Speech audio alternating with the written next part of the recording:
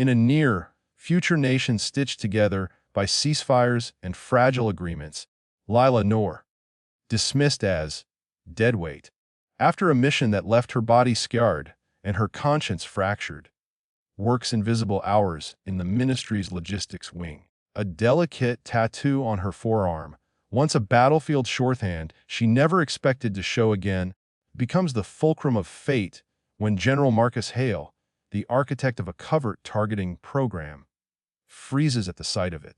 As old secrets flare and a violent conspiracy erupts within the garrison, Lila must decide whether to remain the quiet ghost she's been forced to be or to use the kill code inked into her skin to stop another atrocity. The story unfolds into a cinematic, morally complex thriller about agency and redemption, where power is as much about choices as it is about commands.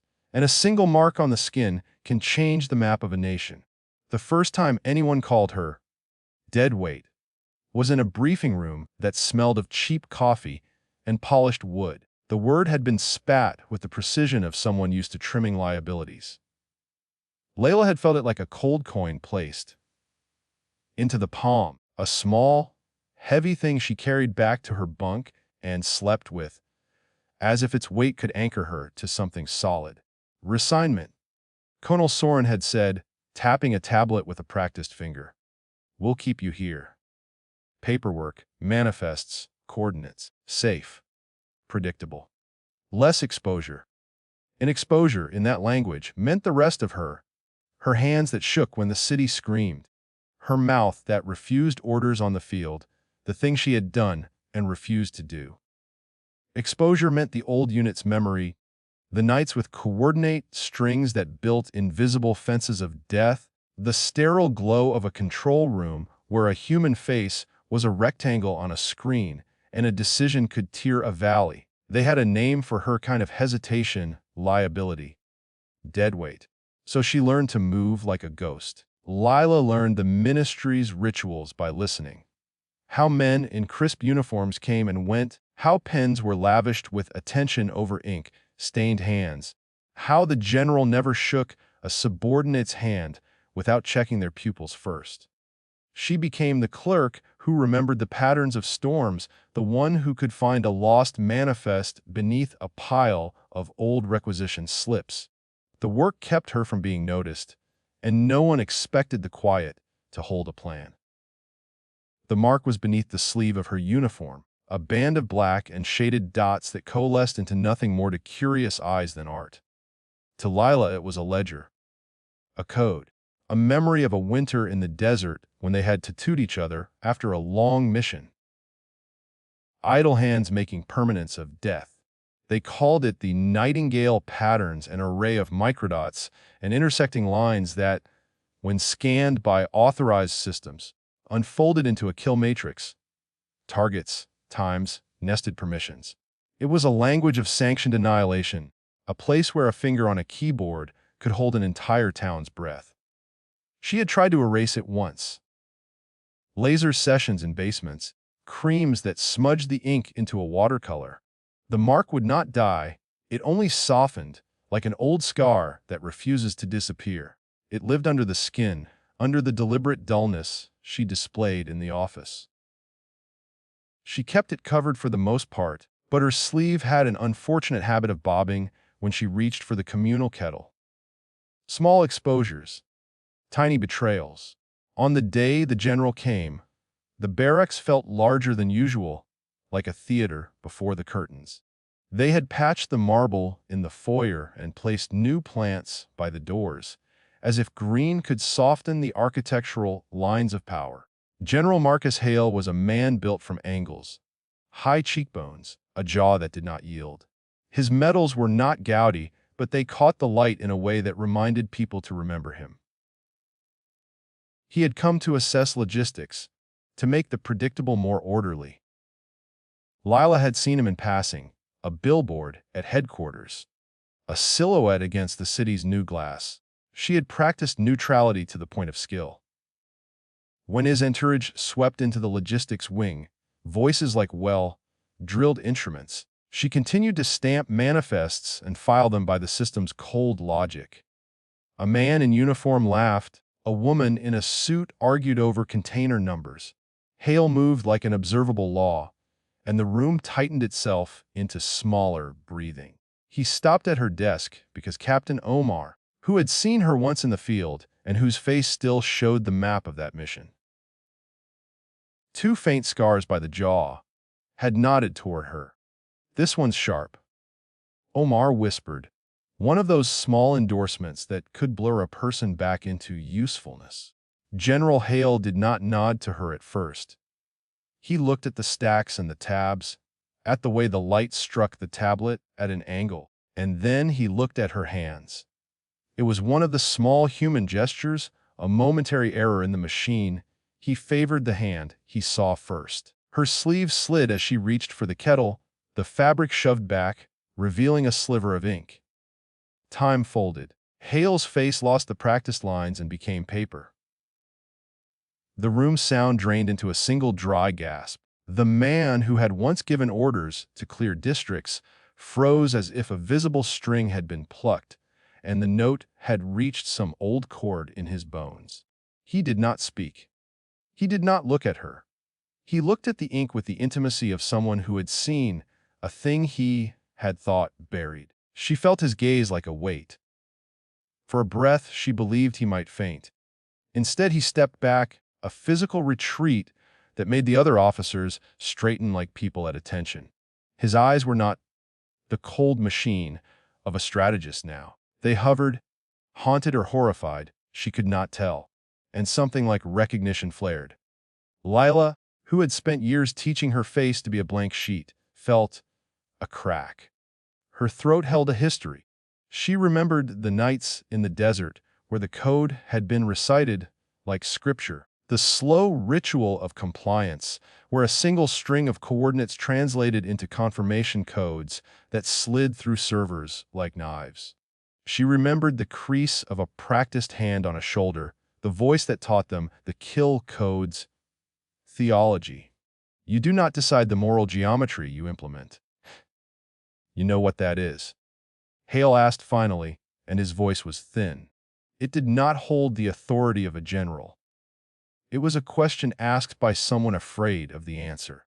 He asked it like a man testing whether ghosts wore the same uniform as the living. Captain Omar moved with the awkwardness of a man who had not wished to be the bridge. "It," he faltered, then stepped closer. "The Nightingale pattern. Old program. Decommissioned." The words hung between them like wet paint. Lila's fingers tightened around the kettle handle until the porcelain creaked. "You were in Nightingale," the general said. It was not an accusation so much as a reading. He looked at her as though by examining the mark, he could read the ledger beneath, like someone opening a book to the first page and thinking the end might be there. She considered lying. She had been a soldier. She had been trained in the economy of omission. But the lie would have been its own kind of death, and she had already been given that title by men who trafficked in absolutes. "Yes," she said. Her voice was small enough to fold. "I was." Silence tightened. A senior aide adjusted his tie, the small nervous twitch of bureaucracy, hearing a story arrive at the wrong moment. People glanced at one another and felt the possibility that a past they had left, layered like sediment, was now being brushed. "You were listed as discharged." The general's eyes flicked to his aide's tablet, as if reading the administrative record would soften the intimacy of the ink. "Medical." Lila let him read the truth in the way she breathed. "Trauma," she said.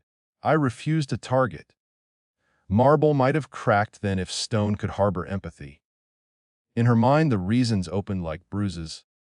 A child on the periphery of the coordinate grid who ran into the wrong alley, a rooftop where laundry hung like confessions, a woman with a wrist twitching from a noise that sounded like the program's cadence. She had not hesitated because she feared death. She had meant to stop himself. She had meant to break a chain that had been built on a faith in numbers. They had labeled her dangerous for that, and then deadweight. Easier to keep the logistics tidy than to question who gave the coordinates. Hale's jaw tightened, and the past and present braided in a way that made him look smaller. He, too, had been part of those rooms once, in a way his metals could never fully explain.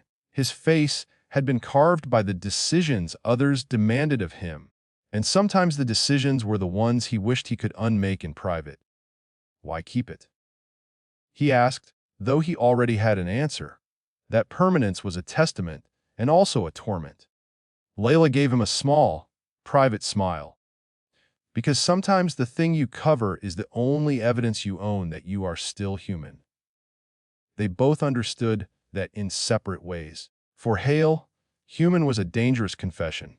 For Lila, it was a weapon and a forgiveness. The conversation did not remain in the quietness of mutual recognition. The day held other machinations. News had come overnight. Rumors at first, a whisper network on the base about a rogue contractor and missing authorizations. The ministry's supply nodes had experienced anomalous pings. Several untagged drones had lingered in the northern corridor's flight path. They called it an incursion, a phrase meant to clean the edges of panic. Late that evening, when the sky outside was the kind of blue you could not trust, too saturated, like a watercolor left in the sink, alarms threaded through the ministry. Lights flashed. Men shouted into earpieces. The garrison moved like well-oiled machinery, but there were human noises there too. The coughs and expletives, the small prayers under the breath. Lila was finishing a manifest when Omar grabbed her arm and hissed, "Get to the command room, now!" The command room smelled of stale coffee and authority. Hale stood in the center with his aides, looking more like a man in the spotlight than he had all day. Screens mapped the city in grids and heat signatures and blinking icons. One of the icons that had previously been dark had begun to flicker, an unassigned drone coming online, pinging into the Nightingale signature. Lila felt the old ledger flex in the skin beneath her sleeve. The pattern had an actuating knowledge. It was a key and a language and a doorway. She could read the structure of commands the way a musician might read a score. The drone's handshake was old. It used the same handshake pattern that had been retired years ago, buried in the program's deep logs. Someone was trying to awaken a ghost. Unregistered signature, the analyst on the console said, matches Nightingale microarray. Omar's jaw drew in. He looked at Lila and then at the screen as if the space between them could be bridged by sight. "Lila," he said, Can you authenticate?" It was not simple.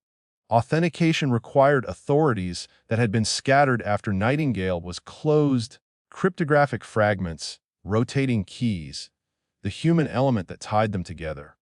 But the mark on Lila had never just been ink. It had been a mnemonic map. When field soldiers carried a pattern, they carried the mental software that could reconstruct a permission string. It was not exactly authorization, but it was knowledge. Knowledge that could, in the right hands, forge the illusion of authority. She could hear the memory clicking into place like a lock remembering the feel of a key after years of rust. The base's secure system would reject her by protocol. Her discharge showed up in every registry. But the drone was out of central clearance channels. Whoever moved it knew the signatures well enough to make it talk like Nightingale. "There's a back door," Layla said. "A ghost hand. I can try to speak in its tongue. Send it a negating sequence. Make it think it's been decommissioned." Hale looked at her with the kind of question that was practical and ethical all at once. If it works, the drone won't pose a threat. If it fails, it could pivot, escalate, she finished. It could go kinetic. There was a long, small moment when the decision became a simple equation: risk the woman they had called Deadweight, or cut off the possibility and accept the damage made. Men who had spoken of parameters and rules now spoke of gut. The choice itself was unclean. Bureaucracy was meant to not feel. Hale's voice, when he gave the order, was the voice that had directed war. Do it. Lila took her place at an auxiliary console that reeked of long shifts and burned coffee. The terminal welcomed her like a cold welcome mat. Her hands hovered for a beat over the keys. It felt like stepping into a pool after being out in the cold for a long time. The water shocked her into an old architecture. She began to type, not the sterile codes of the ministry, but a rhythm she had rehearsed in quieter rooms. The nightingale pattern unfurled in her memory like a worn map. Each dot of the tattoo corresponded to a node: input, verification, cadence. She hummed counted beats in her head as she assembled the negating sequence, a lullaby to an instrument that had once learned how to sing. Outside the command room, the base shuddered in the way of places that are both fortress and habitation. The floors seemed to smell of other people's fear, shoe leather, and antiseptic and cigarettes. No one noticed when her sleeve rode up. It was just a practical thing, wrists free for work. But she felt watched, as though every mark was a ledger being balanced. The drone's icon on the screen wavered. For a breath, everything seemed to hold, as if the city itself was listening. The ping slowed. The signature's fidelity faltered. Then, like a door that had been pried open, and then saw the light, it clicked into a new state. The drone declared itself offline. A cheer went up, brief, brittle. People clapped the way surgeons clap after a successful suture. Hale did not clap. He watched Layla with an expression that finally allowed something like gratitude to make its careful approach. "How did you?" He began, but the question was for the room, obviously rhetorical. He had asked the man who had been labeled Deadweight to move in a way that the bureaucracy could not sanction. He had asked her to do the thing she had been punished for, to use the pattern. "Because I remember how to be human in a machine's language," she said. There was no triumph in it, just a tired honesty. They did not have time to let the relief become something larger. The console flashed a new warning. An external feed had been routed through an internal server. Someone had attempted to inject a secondary sequence into the network, a scaffolding that could resurrect more than a single drone. It was a spiderweb, authorization packets layered across logistic nodes to conceal an order. Whoever had built it wanted the illusion of legitimacy, enough to mask a cascade. Hale's face moved through a series of emotions that would have been a map if you liked tracing scars. He looked angry, then afraid, then like a man who wanted to turn away from an old sin but saw its shadow in his own hands. "Who benefits?" Omar asked. He had been quiet all night, his voice like an instrument re-introduced to the score. Layla thought of the last operation she had refused. She thought of the coordinates and the faces. A child who had reached for a metal toy. A woman who stood in the threshold, and the way the satellite imagery had failed to show the texture of human life. She thought of the contractors, men in suits with two clean shoes and promises like glossy brochures. Power, she had learned, could be both a map and a razor. Someone who wants to create a crisis, she said. Someone who needs a body count to pass a law, to justify a sweep, to make real estate for themselves under the cover of security. There are always players like that. Contractors, Omar said softly. Companies that profit from remedial contracts. The general's hand went to his face, a motion like a man reaching for a steadying bar. "Then we stopped them," he said. Stopping them required more than a frustrated man with medals. It required knowledge, leverage, and the willingness to act outside the neat lanes of policy. Layla's ticket into the messy work was the very thing they'd tried to erase, her memory of how machines listened. They traced the packets and found a jump point in the northern industrial zone, an old satellite uplink disguised as a shipping relay. It was nested within legitimate logistics channels. An ugly joke. The system meant to feed and sustain could also be used to starve or strike. The feed was encrypted with a renewable key that cycled through fragments stored in a skein of shell companies. Whoever designed it had thought of obfuscation like a math problem, but they had not accounted for the human mind that had once mapped the problem by heart. "Can you get us in?" Hale asked. She had the image of that desert night again. She could see the faces around a map, young, tired, convinced. She had learned then that refusal is a rarity in groupthink. She had refused before and had been shelved.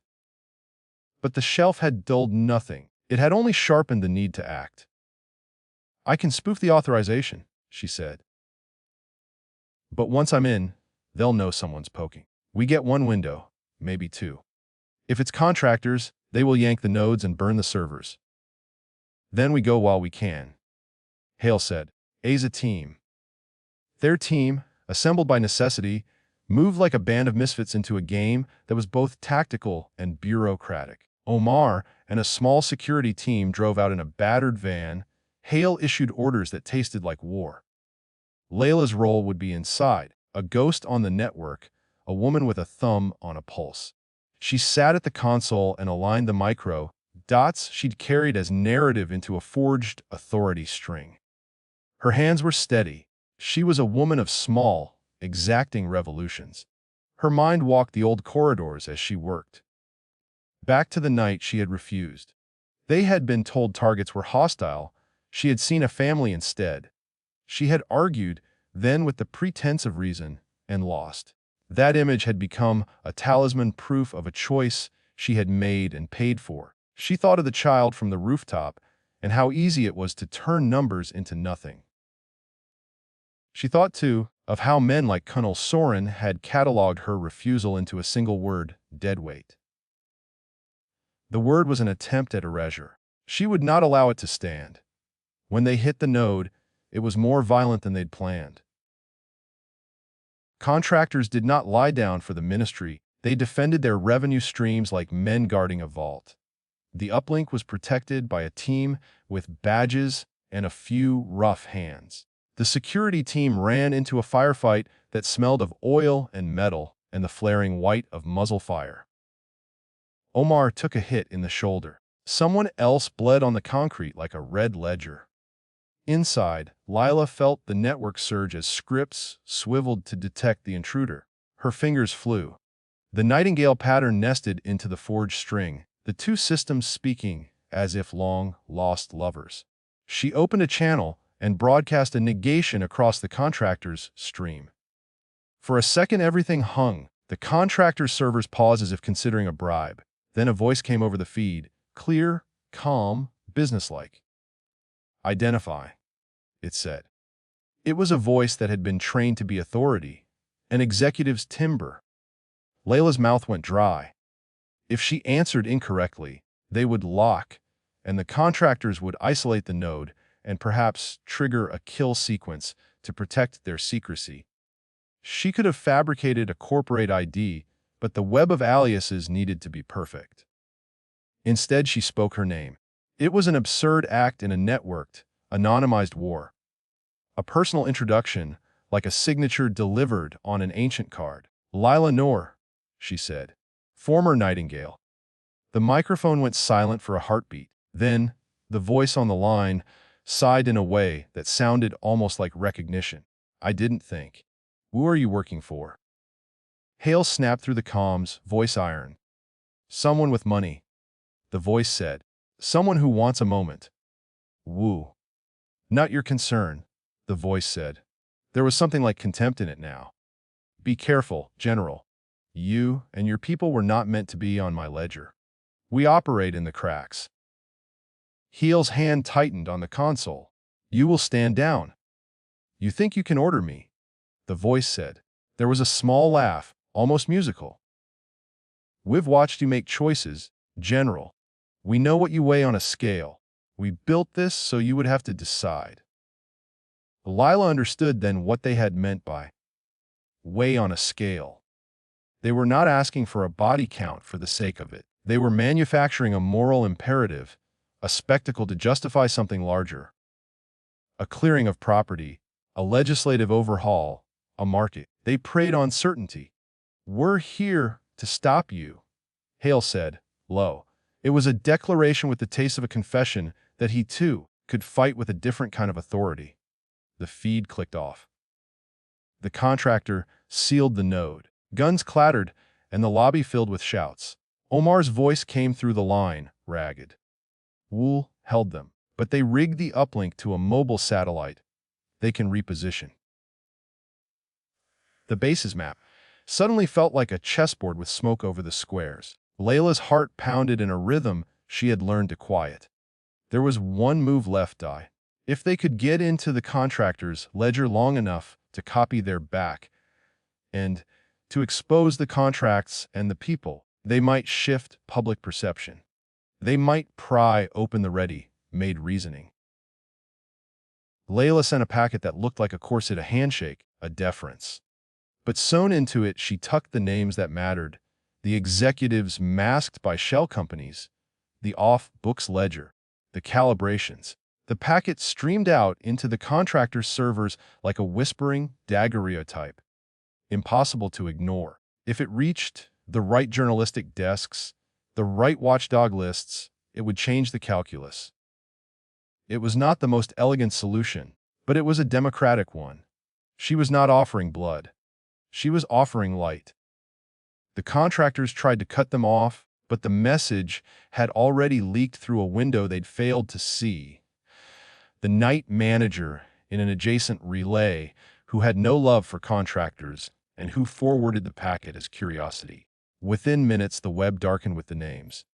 A journalist phoned. An NGO lit up a feed. The contractor's neat world of off-books started to unravel in public. When the shouting stopped and the contractors were escorted out under cuffs and cameras, and the ministry's PR team tried to spin a narrative of decisive action, Hale came to Lila with a migration of something like humility in his face.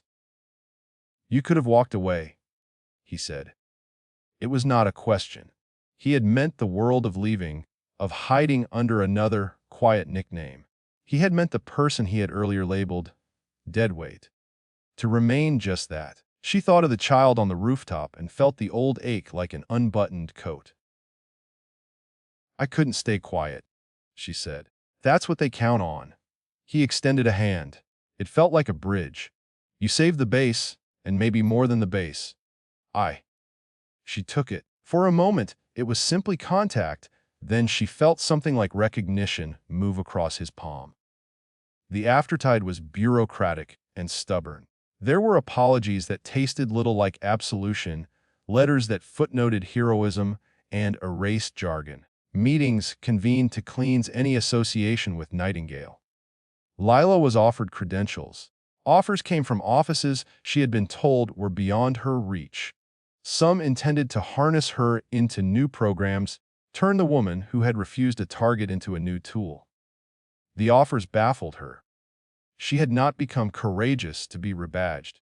She realized the danger of trading one kind of use for another. The kill code on her arm had been both a confession and a chain. To wear it and be used by others for their ends would be to become a pawn in the very architecture she had tried to disrupt. When Hale finally sat with her in the quiet of his office, the low hum of the city beyond, he was not an emblem of power so much as a man who had been forgiven by circumstance. He had the look of someone who had seen the consequences of orders and found them bitter. "You can stay," he said. "Help us rewrite protocols. Train people who will be allowed to ask questions, to pause. We will reconstruct oversight." She watched him carefully. The offer was generous and might protect others. It might also entrench her into the same systems she hated. "I won't be a tool," she said. "I don't expect you to be. I expect you to be a guard." It was not the same as forgiveness, but it was something close, a chance to turn the small seat they'd forced her into a lectern. She accepted because she realized that to run away would not solve the things broken in the city. To stay might. It was a dangerous bargain, and she liked bargains that involved risk. Risk had been the only honest metric she'd ever had. In the months that followed, the pattern on her arm became less a code and more a symbol. She taught recruits that a mark on the skin did not make a man or woman an agent. Intention did. She fought to build processes where hesitation was not punished, where the word deadweight would be a relic. Some resisted. Men and women who had relied on certainty disliked a new architecture that welcomed doubt. There were others who found safety in it. Policies shifted like tectonic plates, slow, seismic. Sometimes at night she would trace that band of microdots and recall the desert's cold and heat. She would trace the line that had made a machine obey and imagine it as a river map instead, a set of ways in rather than ways out. The ink did not literally change, but she did. General Hale visited seldom, but always looked at her, as if asking whether she had kept the bargain. Each time she watched his face for the twitch of old habits, the flicker of a study that favored results over people. He had changed, in ways that were visible only in the small acts, an inquiry that favored a dissenting voice, a pause before a clearance. He had not transformed into saintliness. He had merely admitted that power could be accountable. The world beyond their ministry remained complicated. Men and women who once trafficked in certainty would continue to find ways to shape the map. But Lila had learned that the body could hold contradictions. The mark on her arm carried what it had always carried, and what it had always meant was mutable. It was a ledger of yesterday and the skeleton of tomorrow. She had been labeled deadweight, but she had also become a hinge. One afternoon, years later, a young recruit who had been sharp in an interview and soft in a way that reminded Lila of herself sat across from her. The recruit's hand trembled when she reached for a cup of tea. She did not notice the sleeve slip, and for a breath a sliver of patterned ink flashed. Lila did not startle. She had learned the economy of small shocks. She simply smiled and reached out as if to steady the hand. The recruit looked up, startled to be touched. "It's okay," Lila said.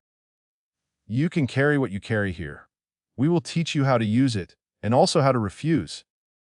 Some lessons cannot be cataloged in manuals." The recruit asked about the tattoo, eyes wide, curious and fearful, like a child edging toward the edge of a well. Lila traced the air above her forearm with the reverence of someone who reads maps. "It used to be a code to kill," she said. "Now it's a reminder to ask why."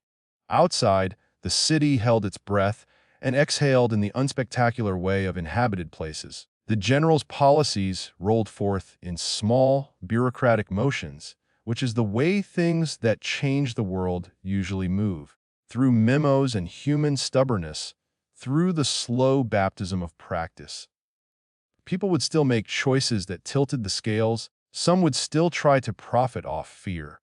But the ledger had a new entry. A woman who had been called deadweight had refused to be silenced.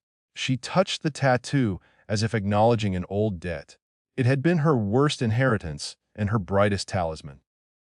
The ink on her arm, once a kill code and a scar, had become its own kind of redemption.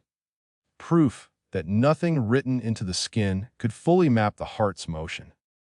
The general, when he passed the doorway later, would glance and then look away, as if granting a private courtesy to a colleague and a confession to a friend. The world would continue to be a place where numbers and faces collided. But Lila had learned the architecture of both, and she had altered one small thing, the emphasis. Power would now be measured by who could pause, who could name the child behind the coordinates, who could call a stop when the machines proposed a righteousness they had no right to claim. She was no longer called deadweight. Occasionally someone would still whisper the label in old corridors where men kept their archives of reputation. Sometimes the word landed on her like an old summer's rain, brief, negligible. She had enough life now to take it in stride. Late, when the office had emptied and the city's lights simmered, she would sometimes roll her sleeve and read the dots, not as commands, but as braille for a conscience. She would press her thumb against the ink like a finger on a page and remember the general's frozen face, the way recognition had looked when a past collided with the present. Recognition, she had learned, could be its own kind of salvation.